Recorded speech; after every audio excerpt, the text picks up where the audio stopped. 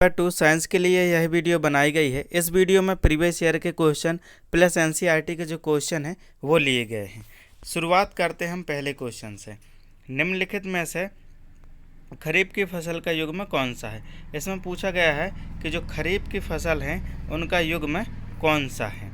तो देखिए, खरीफ की फसल के बारे में हम आपको बताएं तो जो खरीफ की फसल होती हैं वो जून जुलाई में बोई जाती हैं।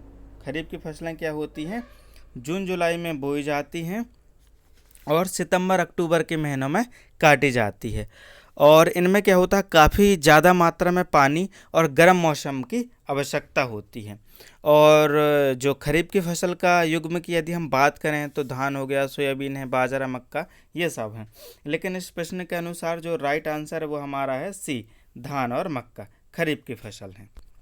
नेक्स्ट क्वेश्चन, नीचे दी गई तालिका 3 मानवीय रोगों का मिलान उनके रोग कारक सूक्ष्म जीवों और संचरण के तरीके से करती है। तालिका में कुछ प्रविष्टियाँ XYZ के रूप में चिन्हित की गई हैं। XYZ को क्रमशः नीचे लिखे किन पदों से प्रतिस्थापित करने से तालिका सही तरीके से पूरी हो जाएगी। तो देखिए, सीटेट में क्या है, कुछ क्वेश्चन इस तरह से बड़े पूछे जाते हैं, ठीक है जी। और कई लोग तो क्या है, देख के ही क्वेश्चन को पढ़ते नहीं हैं और सॉल्व नहीं करते हैं। तो ये जो क्वेश्चन है वो सीटेट में आया हुआ है। इसी तरह के क्वेश्चन आपको मिलेंगे। डायरेक्टली आप ये सोचें कि आप थ्योरी पढ़ लें और आप क्वेश्चन सॉल्व कर लें, तो ऐसा नहीं होगा। जो क्वेश्चन आते हैं ना सीटेट पेपर 2 पर, वो तर्क पर आधारित होते हैं। मैंने फर्स्ट अटैम्प्ट में सीटेट पेपर 1 और सीटेट पेपर 2 दोनों पास किया हूँ, तो वो जो मेरा नॉलेज है वो मैं आपके साथ शेयर कर रहा हूँ। तो क्वेश्चन ये है। अब हम आगे बढ़ते हैं तो थोड़ा सा मैं अब इस क्वेश्चन के बारे में आपको बता देता हूँ। देखिए, क्या हुआ है कि एक टेबल बनी हुई है, ठीक है जी। एक क्या है, एक टेबल बनी हुई है। जो पहली टेबल है इसमें क्या है, मानव रोग के बारे में दिया गया है। दूसरी टेबल दी गई है रोग कारक सूक्ष्म जीव और इनका जो संचरण का तरीका है वो क्या है। ऐसी 3 टेबल दी हुई है। इस क्वेश्चन में पूछा क्या गया है, तो इस क्वेश्चन में हमसे पूछा गया है कि x क्या है, y क्या है और z क्या है। मतलब संचरण का तरीका x हो गया और रोग कारक सूक्ष्म जीव किसके लिए, खसरा का रोग कारक जो सूक्ष्म जीव है वो कौन सा है, और डेंगू का रोग कारक सूक्ष्म जीव कौन सा है, ये हमसे क्वेश्चन में पूछा गया। तो सबसे पहले तो हमें ये देखना होगा कि हमसे क्या पूछा गया है। तो अब हम जब बात करते हैं टाइफाइड की, तो टाइफाइड में क्या होता है कि इसका जो रोग कारक जो जीव सूक्ष्म जीव होता है वो जीवाणु होता है, और इसका जो संचरण का तरीका होता है वह होता है जल, ठीक है जी। तो x की जगह क्या आ जाएगा, जल आ जाएगा। अब बात आती है खसरा का। तो खसरा का जो सूक्ष्म जीव है, सूक्ष्म जीव वाय दिया गया है, तो वह क्या है, वायरस है। और संचरण का तरीका क्या है, वायु है।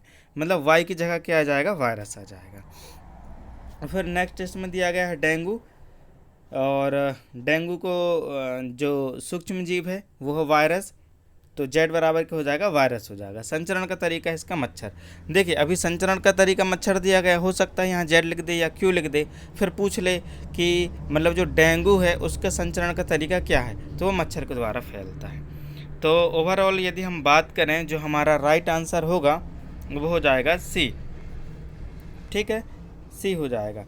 जल, वायरस, वायरस, एक्स की जगह आ गया जल, वाई की जगह आ गया वायरस और जेड की जगह भी आ जाएगा वायरस। तो सी हमारा राइट आंसर है।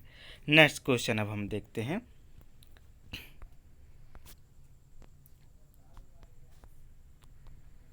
दिया गया है कि नीचे लिखे कथनों को ध्यानपूर्वक पढ़िए और सही विकल्प का चयन कीजिए, ठीक है जी।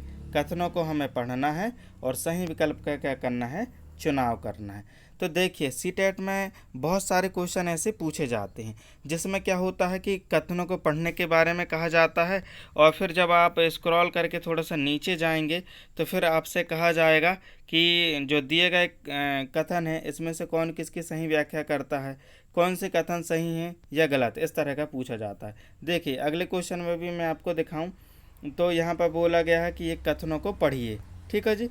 कथनों को पढ़ने के लिए कहा गया है और फिर पूछा गया ऊपर लिखित कथनों में कौन सा जो कथन है वो सही है, या पूछ लिया जाएगा कौन से कथन है वो गलत हैं। तो देखिए, हमारे पास समय बहुत कम होता है, 1 मिनट होता है। 1 मिनट में हमें पढ़ना भी होता है, समझना भी होता है, आंसर भी देना होता है। तो इसका तरीका क्या होता है वो हम आपको बता देते हैं। देखिए, कथनों को आप पढ़ते जाइए और क्या सही है क्या गलत है वो आप अपने मन पर सोचते जाइए, तो आपका जो क्वेश्चन है वह क्या हो जाएगा, जल्दी सॉल्व हो जाएगा। तो पहला अभिकथन दिया गया है, आप देखिए कि थर्मामीटर में पारे का उपयोग होता है। बताइए, थर्मामीटर में पारे का उपयोग होता है या नहीं होता है? होता है जी। पारा ऊष्मा का अच्छा सुचालक है। जो पारा है वह क्या है जी, ऊष्मा का अच्छा सुचालक, तो सही है। और गर्म किए जाने पर पारा समान रूप से प्रसार होता है। तो अब हमें क्या है, इनमें से बताना है। तो इसका जो राइट आंसर हो जाएगा, वो है ए में क्या हो जाएगा कि R1 R2 दोनों सही हैं। R1 क्या है, पारा ऊष्मा का अच्छा सुचालक है, और R2 क्या है कि गर्म किए जाने पर पारे का समान रूप से प्रसार होता है। और ये दोनों मिलकर क्या है, एक ही सही व्याख्या करते हैं। ठीक है, दोनों कथन सही हैं, R1 और R2 दोनों सही हैं, और ये दोनों मिलकर क्या है, इसकी सही व्याख्या करते हैं। किसकी सही व्याख्या करते हैं? कि थर्मामीटर में पारे का उपयोग होता। तो हमारा राइट आंसर हो गया ए। चलिए अब हम बढ़ते हैं नेक्स्ट क्वेश्चन की ओर। नीचे दिए गए कथनों को पढ़िए। अब हमें क्या है, कथनों को पढ़ने के लिए कहा गया है। तो मैंने आपसे बताया हूँ कि जब भी कथनों को पढ़ने की बात आए तो आप पढ़ के तुरंत अपने मन मस्तिष्क में बिठा लेना कि ये जो हम क्वेश्चन या जो कथन स्टेटमेंट है हमने जो पढ़ा है वो सही है या नहीं है। तो इसमें लिखा गया है कि सभी प्रोटोजोआ एक कोशीय होते हैं। तो बताइए, प्रोटोजोआ एक कोशीय होता है या नहीं होता है? तो होता है जी। दूसरा है कथन कि सभी बैक्टीरिया एक कोशीय होते हैं। मानव एक कोशीय होते हैं। तो आप बताइए, मानव एक कोशीय होता है कि नहीं होता है? तो मानव क्या होता है, बहुकोशीय होता है। तो ये यहाँ से हमने तो अनुमान लगा लिया। अब हम यहाँ क्वेश्चन में ये पढ़ते हैं कि हमसे पूछा क्या गया है। तो क्वेश्चन में हमसे पूछा गया है कि ऊपर लिखित कौन से जो कथन है वो सही, मतलब हमें बताना है कि कौन से कथन सही। तो हमने देखा था जो पहला कथन है और दूसरा कथन है वो दोनों सही हैं, लेकिन सभी मानव एक कोशीय होते हैं ये बस गलत था। तो सभी प्रोटोजोआ एक कोशीय होते हैं और सभी बैक्टीरिया एक कोशीय होते हैं, ये दोनों कथन सही थे, लेकिन इसका जो थर्ड वाला था वो सही नहीं है। तो ओवरऑल आंसर की बात करें तो बी हमारा राइट आंसर हो जाएगा, ए और बी दोनों। चलिए, मतलब बी राइट आंसर होगा, 1 और 2 इसमें से जो स्टेटमेंट दिए थे 1 नंबर का 2 नंबर को, वो दोनों आएंगे, बी राइट आंसर है। चलिए नेक्स्ट क्वेश्चन हम देखते हैं। इसमें क्वेश्चन में हमसे कहा गया है कि पानी के एक नमूने का क्वथनांक 96 डिग्री सेल्सियस पाया जाता है। निम्नलिखित में से किस निष्कर्ष के अवलोकन की व्याख्या कर रहा है? तो इनमें से हमें क्या निष्कर्ष बताना है, मतलब इससे क्या निष्कर्ष निकलता है। हमसे कहा गया है कि पानी के नमूने का क्वथनांक 96 डिग्री सेल्सियस पाया जाता है। तो यहाँ पर क्या कहा गया है, क्वेश्चन को हम पढ़ते हैं। नमूने में कुछ अशुद्धियाँ उपस्थित हैं। तो बताइए, इस कथन को हमने पढ़ा और पढ़ने से हमें लगा कि कहीं ऐसा कहा गया है कि अशुद्धियाँ हैं, नहीं कहा गया है, ऐसा तो हमें प्रतीत नहीं हुआ है। चलिए दूसरा कथन हम पढ़ते हैं कि लिया गया नमूना समुद्री जल है। तो बताइए, ऐसा कुछ कहा गया है कि समुद्र का है, तालाब का है, झील का है, कुएं का है? नहीं कहा गया। जल को अधिक ऊंचाई पर उबाला जा रहा है। तो कुछ हद तक ये जो कथन है वो ठीक है। तीसरा, और कोई विकल्प तो है नहीं। अब बताइए, इसमें से क्या है, सही व्याख्या कौन कर रहा है? तो इसका जो सही व्याख्या कर रहा है वह केवल क्या कर रहा है, 3 नंबर का। ठीक है, ओनली 3। इसका जो विकल्प हो जाएगा वह क्या हो जाएगा, 3। जल को अधिक ऊंचाई पर उबाला जा रहा है। चलिए अब हम पढ़ते हैं नेक्स्ट क्वेश्चन। यहाँ पर क्वेश्चन में कहा गया है कि एल्यूमिनियम का कौन सा गुणधर्म उसे खाद्य सामग्री को लपेटने के लिए, पन्नी बनाने के लिए उपयुक्त बनाता है। मतलब एल्यूमिनियम ऐसा कौन सा गुणधर्म है जिसके कारण उसका उपयोग खाद्य सामग्री को लपेटने के लिए किया जाता है। तो देखिए, आपकी जानकारी के लिए मैं बताऊं कि ऊष्मा क्या होता है, कुचालक होता है। ठीक है, इसलिए इसका प्रयोग हम क्या करते हैं, खाद्य सामग्री को पैक करने के लिए करते हैं। इससे क्या होता है, जो हमारी खाद्य सामग्री होती है वो गर्म होती है और बाहर का किसी भी प्रकार का प्रदूषण, वायरस, कुछ भी क्या होता है उस पन्नी के अंदर नहीं आ पाता है। मतलब जो हमारा खाद्य पदार्थ होता है वह क्या होता है, सुरक्षित होता है। तो इसका जो राइट आंसर हो जाएगा वो हो जाएगा सी, यह बहुत अघात वर्ध है। चलिए अब चलते हम नेक्स्ट क्वेश्चन की ओर। निम्नलिखित में से कौन सा पौधों में नाइट्रोजन के स्थितीकरण की परिघटना का सही वर्णन करता है? तो यहाँ क्या कहा गया है कि पौधों में नाइट्रोजन की स्थितीकरण की परिघटना का सही वर्णन करता है। तो स्थितीकरण क्या होता है? स्थितीकरण वायुमंडल की मुक्त नाइट्रोजन को नाइट्रोजन के यौगिकों के रूप में परिवर्तित करने की जो प्रक्रिया होती है उसको नाइट्रोजन का स्थितीकरण कहा जाता है। ठीक है। और पौधों में नाइट्रोजन को गैसीय रूप में ग्रहण करने की क्षमता का पूर्णतः अभाव होता है। जो पौधे होते हैं वो नाइट्रेट के रूप में नाइट्रोजन को क्या करते हैं? ग्रहण करते हैं। ठीक। तो इस प्रकार जो हमारा राइट आंसर हो जाएगा वो हो जाएगा डी। ठीक है। डी में क्या दिया गया है कि वायुमंडलीय नाइट्रोजन का नाइट्रोजन के ऑक्साइडों में परिवर्तन, ये हमारा राइट आंसर हो जाएगा। Next question. नेक्स्ट क्वेश्चन में दिया गया है कि दुधिया मैग्नीशियम लेना अति अम्लता का एक प्रभावशाली उपचार है। इस प्रक्रिया में होने वाली रासायनिक अभिक्रिया का उदाहरण क्या है? तो इस प्रक्रिया में होने वाली रासायनिक अभिक्रिया का उदाहरण क्या है? तो इसके जो रासायनिक अभिक्रिया का उदाहरण वह है सी, द्विविस्थापन और उदासीकरण अभिक्रिया दोनों। देखिए मैग्नीशियम क्या होता है? मैग्नीशियम हाइड्रोक्साइड एक अकार्बनिक यौगिक होता है, इसे मिल्क ऑफ मैग्नीशियम भी कहते हैं। ये जल में घुलकर दूध जैसा दिखता है और जिसका उपयोग क्या होता है? पेट की अम्लता दूर करने के लिए किया जाता है। ठीक है। तो ये इसका जो राइट आंसर है, दुधिया मैग्नीशियम लेना अति अम्लता का एक प्रभावशाली उपचार है। इस प्रक्रिया में होने वाली रासायनिक अभिक्रिया का उदाहरण है द्विविस्थापन और उदासीनीकरण अभिक्रिया दोनों। Next question. नीचे दिए गए कथन पढ़िए और सही विकल्प का चयन कीजिए। ये जो सभी क्वेश्चन है वो सीटेट पर आए हुए और मैंने आपको बताया था कि ऐसे कथन दिए जाते हैं, मतलब कथनों को पढ़िए और फिर सही विकल्प का चयन कीजिए। तो कथनों को पढ़ते जाना है और हमें तर्क करते जाना है कि क्या सही क्या गलत, क्योंकि बार बार रिपीट करने का वहाँ हमारे पास समय नहीं होता है। चलिए हम कथनों को पढ़ते हैं। पहला कथन क्या कहता है वो हम देख लेते हैं। पहला कथन ये कहता है कि जो आभासी प्रतिबिंब है वह स्क्रीन पर प्राप्त नहीं किए जा सकते। आभासी प्रतिबिंब क्या हो सकते हैं कि स्क्रीन पर प्राप्त नहीं किए जा सकते हैं। सही है गलत है? सही है। इसका कारण दिया गया है कि आभासी प्रतिबिंब उन बिंदुओं पर बनते हैं जहां से प्रकाश की किरणें अपसरित होती प्रतीत होती हैं। कारण 2 दिया गया है कि आभासी प्रतिबिंब सदैव सीधे होते हैं। तो ये जितने भी जो अभिकथन हैं और कारण हैं ये तो सही हैं।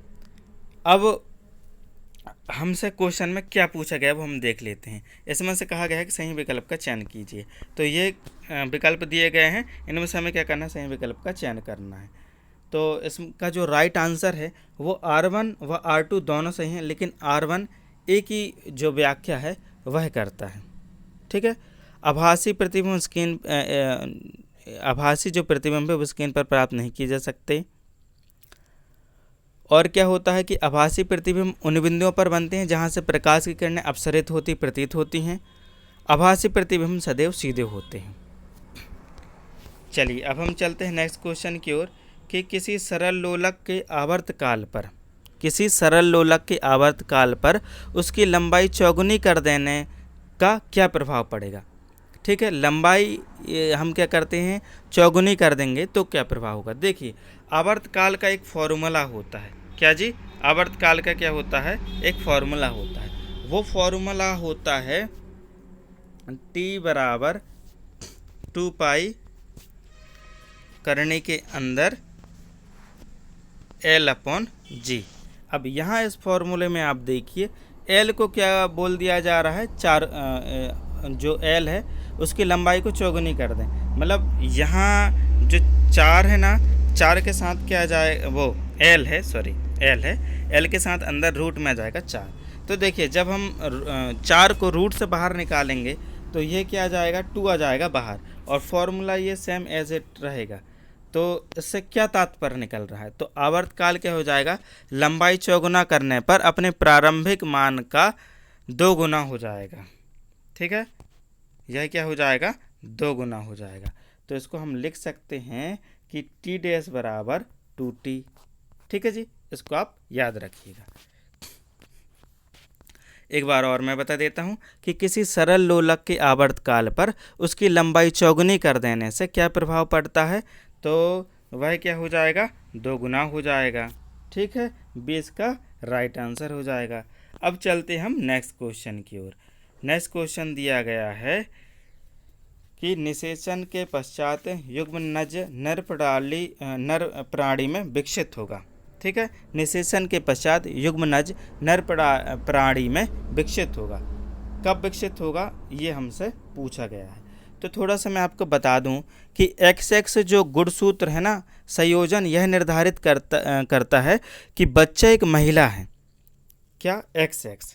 ठीक है जी, थोड़ा सा इसको हम जूम करें और इसके बारे में थोड़ा सा आपको हम समझा देते हैं। हाँ, ये हो गया XX। ठीक है जी, ये जो XX गुणसूत्र यह निर्धारित करेगा कि बच्चा क्या है? एक महिला है। और XY जो संयोजन है, X के साथ Y का जो संयोजन है, यह निर्धारित करता है कि जो बच्चा है वह पुरुष है। तो इस प्रकार एक मादा के अंडे में X गुणसूत्र तथा नर के शुक्राणु में Y गुणसूत्र होता है। ठीक है, तो अब हमसे क्वेश्चन में पूछा क्या गया था कि नर प्राणी में विकसित होगा, निषेचन के पश्चात युग्मनज नर प्राणी में विकसित होगा। वह कब विकसित होगा? जब क्या होगा? शुक्राणु में एक Y गुणसूत्र हो। यहाँ पर देखिए आप, यहाँ पर क्या लिखा गया है? और अंडे में Y गुणसूत्र हो। तो यह क्या है? रॉन्ग है। आपको याद रखना है कि शुक्राणु में एक क्या हो? Y गुणसूत्र हो। नेक्स्ट क्वेश्चन की ओर अब हम चलते हैं। नेक्स्ट क्वेश्चन है कि हमारी मांसपेशियों में अनुक्षीय श्वसन के फलस्वरूप निम्नलिखित में से कौन सा जो उत्पाद है वो बनता है? अनुक्षीय श्वसन की बात हो रही है। तो अनुक्षीय श्वसन क्या होता है? मतलब ऑक्सीजन की अनुपस्थिति में होने वाला श्वसन अनुक्षीय श्वसन कहलाता है। तो इससे कौन सा उत्पाद बनेगा? इससे जो उत्पाद बनता है वह बनता है लैक्टिक अम्ल। इसका राइट आंसर हो जाएगा डी, लैक्टिक अम्ल। नेक्स्ट क्वेश्चन अब हम देखते हैं। जंग लगने से लोहे की एक कील के भार पर क्या असर होता है? क्वेश्चन में कहा जा रहा है कि जंग लगने से लोहे की एक कील के भार पर क्या असर होगा। तो देखिए क्या होता है कि नमी आर्द्रता की उपस्थिति में नमी या आर्द्रता जो होती है ना की उपस्थिति में लोहा क्या होता है? ऑक्सीजन से अभिक्रिया करता है और लोह ऑक्साइड में बदल जाता है। जंग लगने से लोहे की कील का जो भार होता है वह बढ़ जाता है, क्योंकि लोहे की कील की सतह पर क्या बनता है? लोह ऑक्साइड बनता है और इसकी जो परत होती है वो लोहे के ऊपर आ जाती है। तो इसका हमारा जो राइट आंसर हुआ वह क्या है? बढ़ जाता है। लोहे की कील का जो भार है वह क्या हो जाता है? बढ़ जाता है। ये हमारा राइट आंसर होगा। अब हम नेक्स्ट क्वेश्चन की ओर चलते हैं। क्वेश्चन दिया गया है कि एक तत्व X ऑक्सीजन के साथ अभिक्रिया करके एक ऑक्साइड बनाता है। क्वेश्चन क्या कहना चाह रहा है? एक तत्व X ऑक्सीजन के साथ अभिक्रिया करके एक ऑक्साइड बनाता है। मतलब कोई तत्व है, उसका नाम दिया गया है X, वह क्या करता है? ऑक्सीजन के साथ अभिक्रिया करता है और ऑक्साइड बनाता है, जिसका विलयन लाल लिटमस को नीला कर देता है। निम्न में से X क्या हो सकता है? तो X के बारे में पूछा गया है। तो देखिए जो X हो सकता है वह होगा मैग्नीशियम। तो जो मैग्नीशियम है वह ऑक्सीजन के साथ अभिक्रिया करके ऑक्साइड बनाता है और जिसका विलयन लाल लिटमस को नीला कर देता है। यदि उसका जो विलयन है वो लाल लिटमस को नीला कर देता है, इसका मतलब क्या होता है? उसकी वह क्षारीय प्रकृति को दर्शा रहा है। नेक्स्ट क्वेश्चन हम देखते हैं। निम्नलिखित में से जीवों का वह युग्म पहचानिए जो द्वितीय विखंडन द्वारा प्रजनन करते हैं। क्या कहा जा रहा है कि निम्नलिखित में से जीवों का वह युग्म पहचानिए जो द्वितीय विखंडन द्वारा क्या करता है? प्रजनन करता है। तो द्वितीय विखंडन में जनक जीव विखंडित अथवा विभाजित होकर दो नए जीवों को उत्पन्न करते हैं। किसमें? द्विविखंडन में क्या होता है? दो नए जीवों को उत्पन्न करते हैं। और ये कौन कौन से हो जाएंगे? अमीबा है, पैरामीशियम है, लेशमीनिया है। ठीक है, जैसे जो जीव होते हैं इस विधि द्वारा ये क्या करते हैं? प्रजनन करते हैं। इसका जो राइट आंसर वो हो जाएगा भाई क्या है? अमीबा और पैरामीशियम। ठीक है, नेक्स्ट क्वेश्चन अब हम देखते हैं। क्वेश्चन में कहा गया है कि निम्नलिखित में से कौन सा जो कथन है वह सत्य है। हमें सिर्फ सत्य कथन के बारे में बताना है। तो एक एक करके हम कथनों को पढ़ते हैं। पहला कथन दिया गया है कि सभी भौतिक परिवर्तन प्रतिवर्ती होते हैं। तो भौतिक परिवर्तन के बारे में मैं आपको थोड़ा सा बता दूं। जो भौतिक परिवर्तन होता है ना, तो भौतिक परिवर्तन हम ऐसे परिवर्तन को कहते हैं जिसमें भौतिक गुणों में परिवर्तन होता है। ठीक है, जैसे रंग में परिवर्तन हो जाएगा, कठोरता में परिवर्तन हो जाएगा, घनत्व या गलनांक में परिवर्तन हो जाएगा। लेकिन क्या होता है? भौतिक परिवर्तन में कोई नया पदार्थ नहीं बनता है। ठीक है, जैसे बर्फ का पिघलना हो गया, गुब्बारे का फूलना हो गया, तो यह क्या हो गए? भौतिक परिवर्तन हो गए। लेकिन इसमें क्या कहा गया है? क्वेश्चन में कहा गया है कि जो सभी भौतिक परिवर्तन होते हैं वह प्रतिवर्ती होते हैं। तो देखिए, बर्फ से तो पानी बन गया, पानी से फिर से बर्फ बन जाएगा, तो यहाँ तक तो ठीक है कि भौतिक परिवर्तन प्रतिवर्ती है। लेकिन लकड़ी का बुरादा बनना, अब जब लकड़ी से हमने बुरादा बना लिया तो बुरादा से फिर से हम क्या लकड़ी बना सकते हैं? नहीं बना सकते। तो सभी भौतिक परिवर्तन प्रतिवर्ती होते हैं ऐसा नहीं है। प्रायः हम कह सकते हैं कि अधिकांश जो भौतिक परिवर्तन होते हैं वो प्रतिवर्ती होते हैं, लेकिन ये नहीं कहा जा सकता कि जो सभी भौतिक परिवर्तन होते हैं वो प्रतिवर्ती होते हैं। तो यह क्या हो जाएगा? रॉन्ग हो जाएगा। चलिए नेक्स्ट कथन को भी हम पढ़ते हैं कि कहा गया है कि सभी रासायनिक परिवर्तन अनुत्क्रमणीय होते हैं। रासायनिक परिवर्तन क्या होते हैं? ऐसे परिवर्तन जिसमें परिवर्तन के बाद क्या होता है? नया जो पदार्थ है वह बनता है। और यह क्या होता है? जो परिवर्तन होता है वह क्या होता है? अनुत्क्रमणीय होता है। जैसे इसका उदाहरण है, कागज़ या लकड़ी को हम जलाते हैं तो राख उत्पन्न होती है। अब राख से हम कागज़ या लकड़ी बना सकते हैं? नहीं बना सकते हैं। कागज़ और लकड़ी के जलने से राख जो उत्पन्न हुई वह क्या है? एक नया पदार्थ है। लेकिन यहाँ भी हम नहीं कह सकते कि सभी रासायनिक परिवर्तन अनुत्क्रमणीय होते हैं, ऐसा नहीं होता है। प्रायः या समानतः या अधिकांश रासायनिक परिवर्तन क्या होते हैं? वो अनुत्क्रमणीय होते हैं। इस प्रकार ये जो दोनों कथन हैं वह क्या है? असत्य है। ठीक है जी, तो इसका जो राइट आंसर होगा वह क्या होगा? इसमें जो हम राइट आंसर की बात करते हैं तो इसमें क्या होगा कि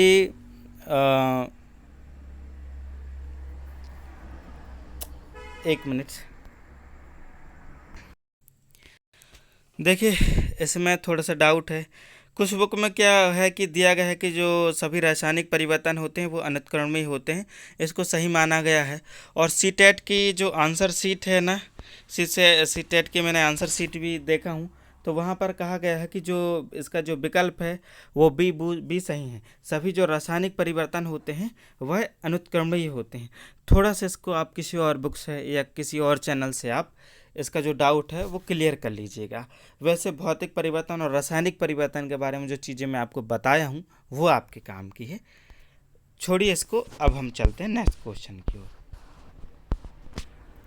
कहा गया है क्वेश्चन में कि किसी पिन छिद्र कैमरा द्वारा बना प्रतिबिंब वास्तविक होता है। इस तथ्य की निम्न में से प्रकाश के किस गुण धर्म द्वारा सर्वश्रेष्ठ व्याख्या होती है? ठीक है जी, किस गुण धर्म द्वारा सर्वश्रेष्ठ व्याख्या होती है? तो इसकी जो सर्वश्रेष्ठ व्याख्या होगी वह होगी कि जो प्रकाश एक सरल रेखा में गति करता है। अब ऐसा क्यों? देखिए क्या होता है कि जो पिन होल कैमरा इस सिद्धांत पर काम करता है कि प्रकाश एक सीधी रेखा में चलता है। पिन होल कैमरा द्वारा बनाई गई छवि वास्तविक उल्टी और मूल वस्तु की तुलना में आकार में क्या होती है? छोटी होती है। तो कह सकते हैं प्रकाश एक सरल रेखा में क्या होता है? गति करता है। नेक्स्ट और लास्ट क्वेश्चन इस सेशन का, यदि किसी तार की लंबाई और उसका अनुप्रस्थ परिच्छेद दुगना कर दिया जाए तो उसके विद्युत प्रतिरोध पर क्या प्रभाव पड़ेगा? क्या कहा गया है कि यदि किसी तार की लंबाई और उसके अनुप्रस्थ परिच्छेद को दुगुना कर दिया जाए तो उसके विद्युत प्रतिरोध पर क्या प्रभाव पड़ेगा। तो इसका एक फॉर्मूला होता है, किसका, विद्युत प्रतिरोध का। क्या फॉर्मूला होता है विद्युत प्रतिरोध का, वो हम आपको बता देते हैं। देखिए विद्युत प्रतिरोध में क्या होता है, आर, ठीक है जी, आर क्या है, समानुपाती होता है L/A के, ठीक है जी। तो यहाँ पर क्या कहा जा रहा है कि तार की लंबाई और उसके अनुप्रस्थ परिच्छेद को दोगुना कर दिया जाए, मतलब 2L हो जाए और क्या हो जाए, 2A हो जाए, ठीक है जी। तो क्या कहा जा रहा है, उसके विद्युत प्रतिरोध पर क्या प्रभाव पड़ेगा। आप बताइए, 2 से 2 कैंसिल हो जाएगा, तो क्या प्रभाव पड़ा, कोई प्रभाव पड़ा क्या, नहीं पड़ा। तो इसका जो प्रतिरोध होगा वह क्या होगा, अपरिवर्तित रहेगा, ठीक है जी। इसका जो प्रतिरोध है वह क्या हो जाएगा, अपरिवर्तित रहेगा। Thanks for watching this video.